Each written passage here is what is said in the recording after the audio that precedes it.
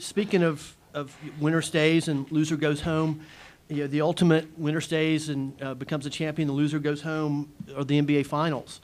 And one of the great moments for Dave Cowens and one of the great moments in NBA history were in the 1976 Finals, where you had the Celtics had a 3 overtime game, and which you guys prevailed, and you were instrumental in keeping that game alive and keeping the game alive. Well, two overtimes I made. Okay. I made 2 overtimes, not the third one. Okay, 2 overtimes.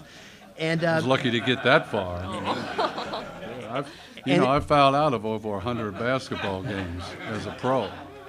So, I mean, that's like nowadays, who fouls out? Nobody fouls out anymore. I figured I was being a good teammate if I fouled out. Let the other guy play a little bit. The Celtics emerged as a 128 to 126 winner. Can you just give us your recollections, in addition to the 2 overtimes, of that ball game? Well, there was a lot of great individual play in that game, but we really blew it because we had almost a 20-point lead early in that game, and we were rocking and rolling pretty well.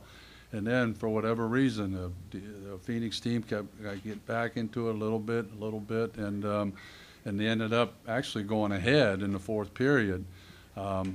So we had to it was just a dogfight after that. And it was an incredible game, really. I don't know if it was the greatest game, whatever, but because I was involved in some pretty good games that were maybe a little bit better than that one from my recollection.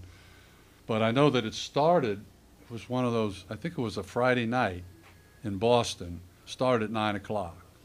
So a lot of the people that were at the game, they were already pretty 3 sheets to the wind before the game even started. And the thing lasted until after midnight. So it started one day and ended the next. So you can imagine by the time that thing ended. And then at the end of maybe the first overtime, there was a huge brawl in the middle of the floor because we thought we won, but there was X amount of time. They brought everybody back. We had already went into the locker room. They said, no, the game's not over. You got to come all the way back out onto the floor and commence to win the game, play the game. And that's when they took the time out and advanced it, and they threw it to Garherd. And I think that's how it went. But in between there, it's like some fan came out and punched Richie Powers, one of the referees.